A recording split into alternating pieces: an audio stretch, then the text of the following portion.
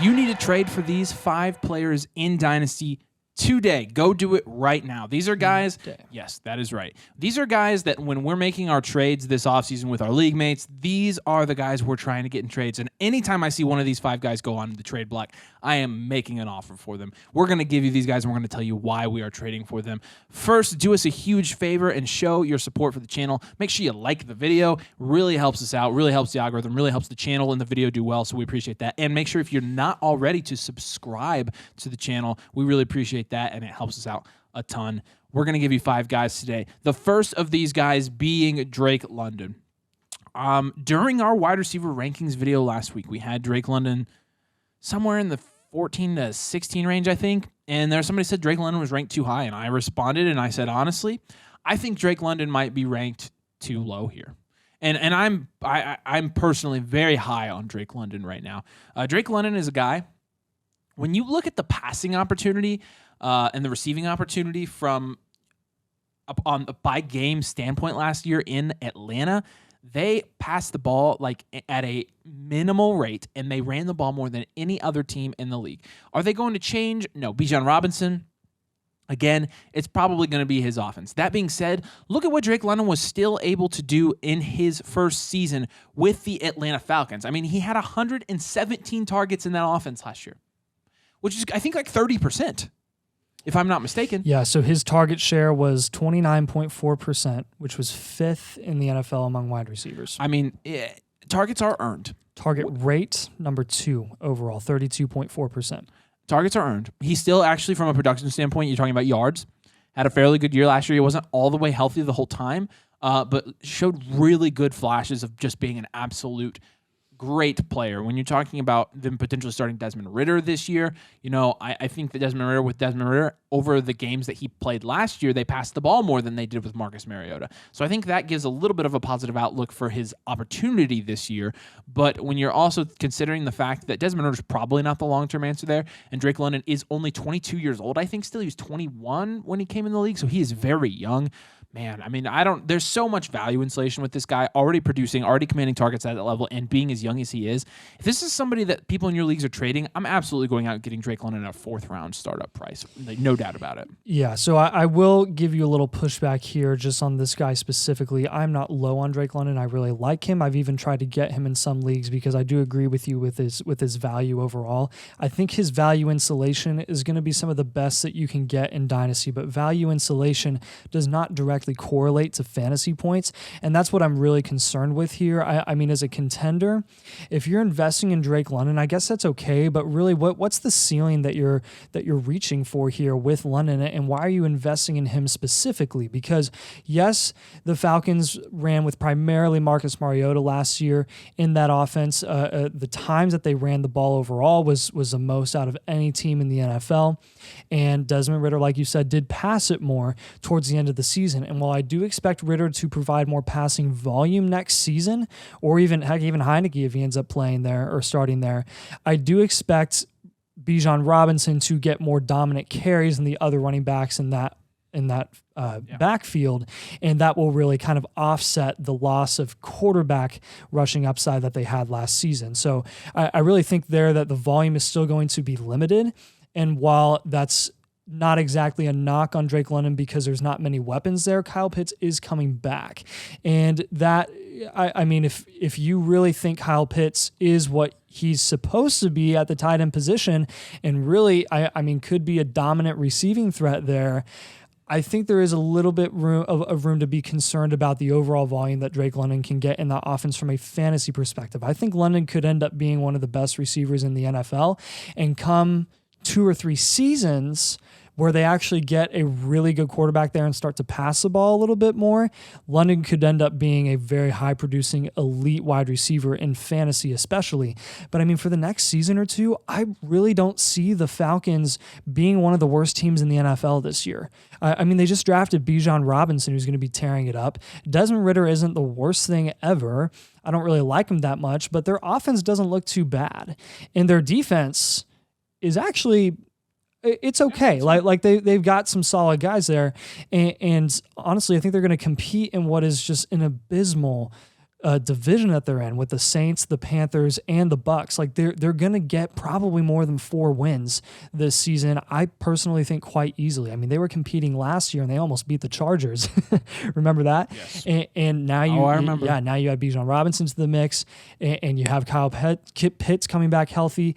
I think you might just be stuck with some mid-producing assets in that offense for a while outside of the running backs. Like, maybe. Like, but what do you think about that pushback? Do you really disagree, or do you think that do you think contenders should kind of be avoiding Drake London a little bit? No, it sounds like you agree with me. I think he's a fine piece for a contending team. I mean, look, you're obviously sacrificing 4th-round draft capital to get somebody who's going to be producing at a flex position rate, but he is still producing at a flex position rate. You're still flexing Drake London at the very least. Right. So, but again, you in said the 4th round of a startup, if you're you might try to move off of him if you're a contender going into the season and get a guy with a higher ceiling plus. Maybe, but I mean, if I'm a loaded contending team and I've got a bunch of old running backs, like, and some of them are going in the 4th round, I'm looking to insulate my value a little bit. Drake London is perfect for that. Like, I mean, you're looking one of two ways there. You're either going value insulation in the 4th round, or you're either going older guys that have limited years left with production. But it sounds like you're saying the same thing I am. I mean, in a few years when the quarterback situation is better. In a few years. But that's why he's a buy now. Okay, but why not in the middle of the season when he's not scoring as many fantasy points as some truthers think he will? Because I think there is a chance he does score good fantasy points because he's that good. Like wide receiver 1? I mean, I think there's going to be that potential. The passing volume is going to be elevated. I mean, we saw him play with Kyle Pitts. That's pretty rich. I'm not the wide receiver 1. I mean, Garrett Wilson dominated, and he was pretty much quarterback proof in the worst quarterback room in the NFL, and he couldn't touch wide receiver 1 numbers. Like, no. I'm not saying Drake London is going to be a wide receiver 1. Okay. No, probably high end wide receiver 2 at best. But then wide receiver 1 after that, yes. Yeah, but high end wide receiver 2 is good. Is I know it's very good, but as a contender, why can't you sell him in like July or August and get, get a high producing asset plus some going into the season, because you're probably going to have to pay up for the contending assets in the middle of the season if you're trying to move off London, who's not going to be scoring as many points then.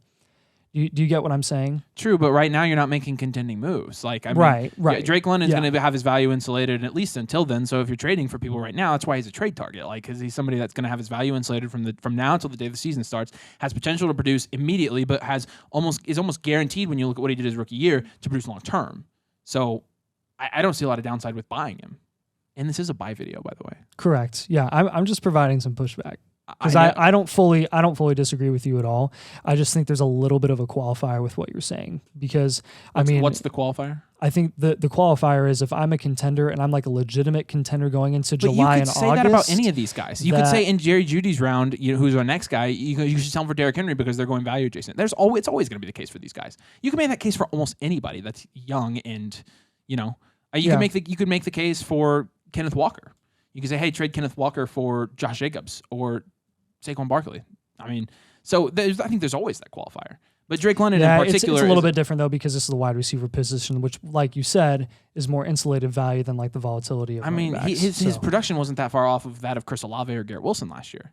Right. It was actually almost identical to George Pickens. Right. But Drake London's better, a lot better. Yeah, but what I'm saying is you could say the same thing about Garrett Wilson going in the 2nd round. Garrett Wilson, from a fantasy points perspective last year, he's being projected to be a wide receiver 1 this year, but hasn't actually done it yet. He's playing with a quarterback that had a pretty rough year last year, if we're being 100% honest, and he's going in the 2nd round. So, I mean, you could make the argument that you should be selling him for Tyreek Hill. Who, Garrett Wilson? No, because Garrett Wilson got a massive quarterback upgrade. Drake London didn't get a single upgrade whatsoever. I think if we're being honest with ourselves, I mean, Aaron Rodgers had a pretty tough year last year, though. So I think you could make the same argument for Garrett Wilson. Aaron Rodgers didn't have a Garrett Wilson. He had a Christian Watson who was hurt for most of the season. Outside of that, and a Romeo Doubs. Outside of that, though, Aaron Rodgers wasn't super good last year. No, he was also playing with a broken thumb since week 5. Either way, I think you can put that qualifier on almost anybody you say to buy. I think one of the biggest qualifiers and the differences between like Garrett Wilson and London, though, is Aaron Rodgers is a pretty valid qualifier. Like I think it just says a lot that you go from Tyler Algier to Bijan Robinson. I think that really says what you're really going to be focusing on as an offense, and that really just says what Drake London is going to do probably for the next year or two. But again, you're getting Drake London in the 4th round, so that's the difference. Right. Like, you can still get, like you said, value insulation means he honestly will probably sit there for at least another year. But we're acting like there's no chance he actually produces this year, and I don't think that's true. I don't think that's genuine. I think he'll produce. Yeah. No. But I think there's a chance he produces and his value goes up quite a bit. Like that's why I think he's a buy.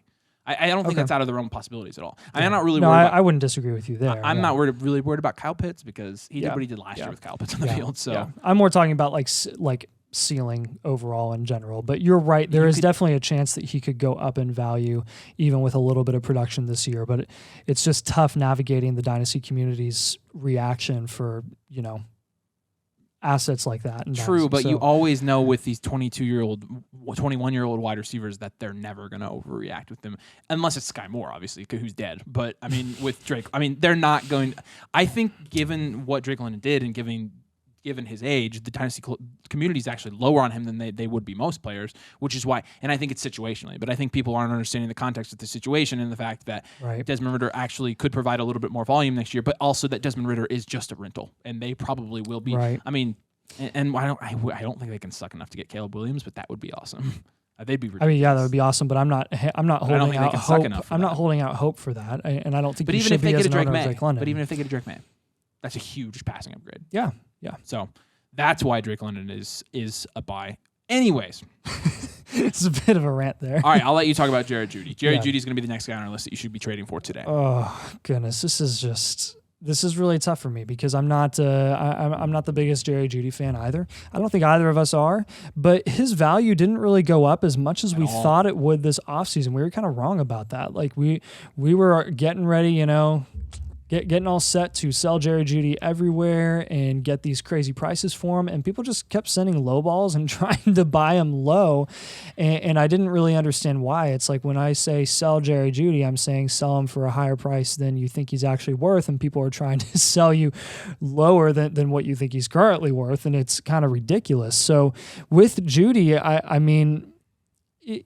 it does say a lot with him that at the end of the season last year, he did start producing at a pretty impressive level. Yes. So I'm pulling up his stats here, and it wasn't exactly the points overall that were so impressive to me because those can be so volatile and dependent on touchdowns. The thing with Jeudy is they weren't. At the end of the season, I'm looking at weeks 14 to 18, he had 9 targets, 8 targets, 10 targets, 8 targets, and 6 targets respectively for a total of 33, 14, 17, 10, and 24 points in each of those games. Yeah. He scored 3 touchdowns in one of those games. That was the one where he scored 33 points. Outside of that, he scored no more touchdowns in the other games. No more. And he was consistently getting that target volume. This guy, when he is on the field, and that is a huge if. Yeah. If he's on the field, and that's why he isn't. That's why he's not currently a top. Did you have him in the top 24 wide receiver rankings last week? I don't think so. I think he was right on the border.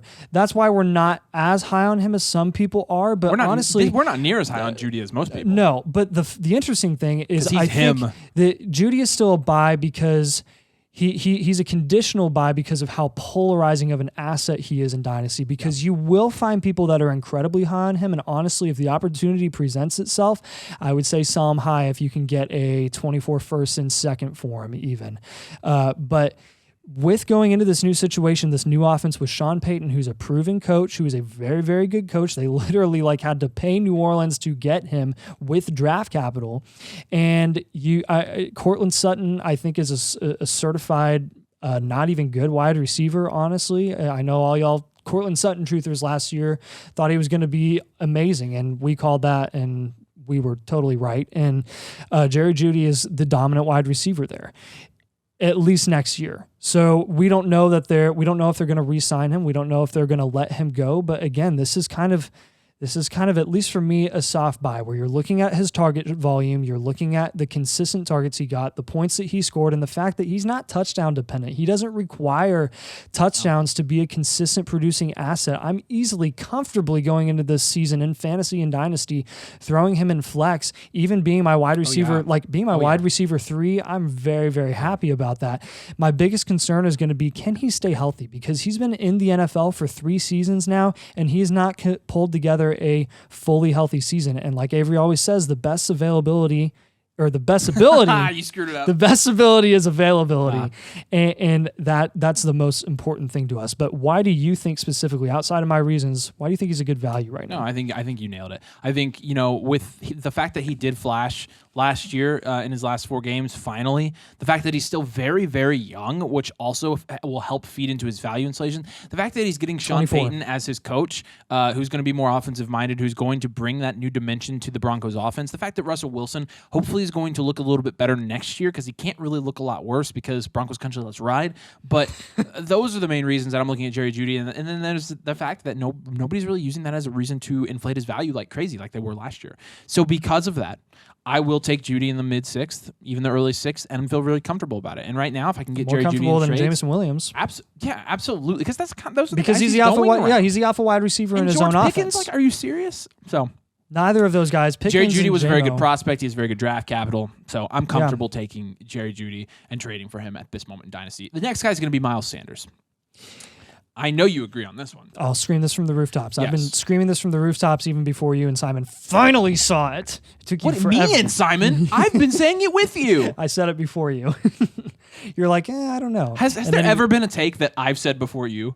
Because Oh, yeah. every time No. I'm like, you're like, No, I said it you've first. always, you were a Saquon stan for about 9 true. months before I finally came onto the train. That is true. But But with Miles Sanders, I mean, a guy that 4-year deal. 4-year deal, bad team, which is a good situation for a running back. He's going to be like the Dameon Pierce warm body, but he's actually better than Dameon Pierce, and he has value inflation because of his contract.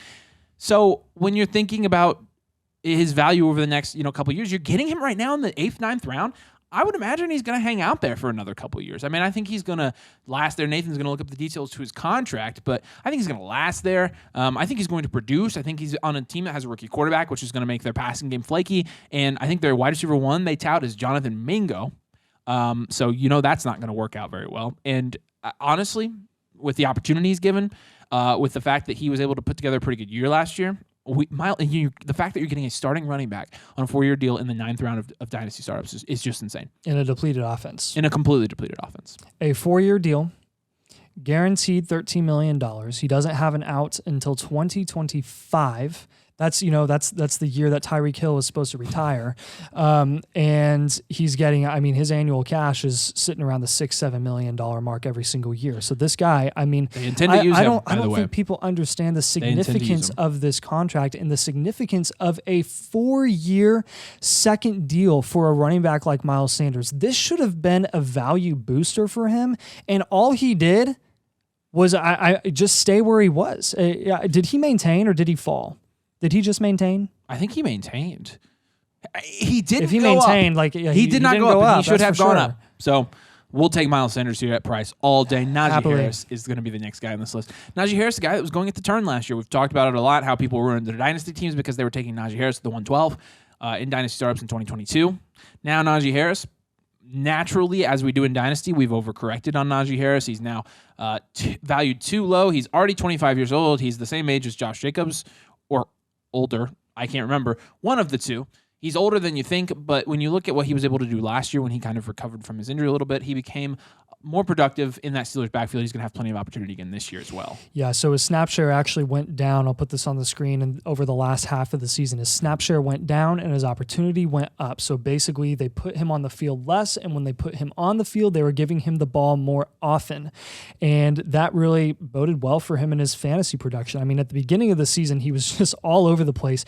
His efficiency, yards per carry, 2.3, 3.2, 3.7, 4.1, 1.8, 3. Trent Richardson. 3.8, 4. And then towards the second half of the season, he's still kind of all over the place, but it's a little bit better. He has 4.9, 4.5, 3.5, 5, 2.7, 3.5, 3.3, 5, 3.6. Like, again, that's better. Just, it's better. And his carries, 20, 17, 24, 16, 22, 23, getting plenty of opportunity there. Yes, he's going to be more of your touchdown dependent, red zone dependent opportunity guys, because he's just not as talented of a running back as some of these other young prospects in the NFL. But again, if you're getting him in the 5th, 6th round, it's worth the shot and it's worth the points. At that point, you're not looking for the most hyper-productive, hyper-efficient assets there. You're just trying to find guys that are going to score you points and win you dynasty leagues. And as an RB2 on your own roster, I mean, even if you just ignore running back until getting Najee there in the 5th, 6th round, like he's a fine RB1 to have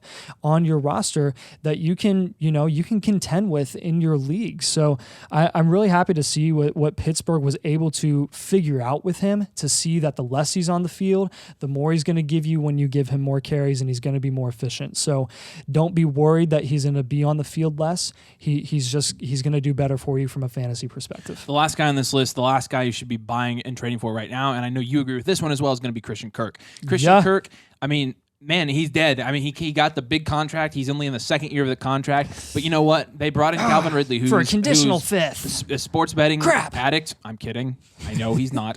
But he's a guy that hasn't played, I mean, as a result, for 2 years now between injury and sports betting. They're bringing him in, and now everybody expects him to be, the Calvin Ridley before. And Christian Kirk, who is the slot receiver in that offense, who is, when you look at historic rates of how slot receivers are getting their work, Christian Kirk looking like he's going to continue to get that workload. He's building chemistry with Trevor Lawrence. It's all negated because Calvin Ridley's gone. That's what the dynasty community will tell you. When in reality, in redraft fantasy football, we are taking Christian Kirk over Calvin Ridley. Calvin Ridley, you're seeing him pushed up to the wide receiver 2 ranks. We are not so convinced Calvin Ridley comes back and acts like he hasn't missed a beat at all. And we think Christian Kirk, given what he did last year, given his respect that he's earned now in that locker room, given his contract, we think Christian Kirk is a great value in dynasty because his value has been pushed down with Calvin Ridley coming into that situation. His contract alone could prop it up. His contract alone, if you don't remember, he was the guy that was like, they paid Christian Kirk what? And I sat here. There's one I thought before you. I sat here and told you about Christian Kirk for a long time. I crapped on you for it too. I know. I got freaking. I did. We're gonna say that about Drake London next year too. I'm gonna be like, I said it on the pod. I didn't crap on you for it. I agree with you to an extent. I know. But I mean, obviously, I like Drake London. We don't think that Christian Kirk's going to take a step back because of Calvin Ridley. Though. No. I mean, his target share was 23.2% last year. That's modest. 25.7% target rate. That was 24th and 23rd, respectively. He doesn't require a ton of targets, a boatload of targets, to produce as a wide receiver 1 in PPR leagues, guys. He did that last year with that target rate. He's dead now, though. But he's dead, apparently. How old is he? 20. He's 26 years old. And yeah, his average target distance, 9.4. That was 70th in the league. You know what that means? He's a slot receiver. He gets easy targets, easy opportunity. He's not going to be dropping those balls very often, and he's very, very solid. He was also 12th in deep targets last year. So his target distance, 9.4, but he averaged per reception 13.2. So, I mean, he's consistently adding 4 to 5 yards. Man had 1,100 yards and 8 touchdowns last year. Everybody wants to prop up DK Metcalf. Christian Kirk's putting up better numbers than DK Metcalf last year. Yep. What are we missing here? Again, it's the Calvin Ridley thing, and you can argue. I see the point of that argument. Calvin Ridley going to come back, and he was very, very good. Calvin Ridley, a guy that I was drafting 2 years in the ago, 3rd or 4th round of Dynasty Startups 2-3 off seasons ago. And I got screwed because of it. And I hate it. But you know what? With Calvin Ridley now, I don't see it. And I think Christian Kirk has proved that he can do it. And we're looking at this year. I mean, I think a lot of people are expecting Calvin Ridley to just all of a sudden come into this offense and dominate right off the bat after not playing for 2 seasons. I mean, I understand the QB position is different, but did you not see Deshaun Watson last year? Calvin Ridley is going to take a while to adjust. Yeah. He just is. Any way you look at it. All right, those are 5 guys that you should be, 5 guys, burgers and fries. Sorry, I had to say it. That you should be buying in your Dynasty Leagues. Do us a favor. Make sure you drop a like on the video and make sure you're subscribed as well. We appreciate you watching. Thanks for joining us, and we'll see you later.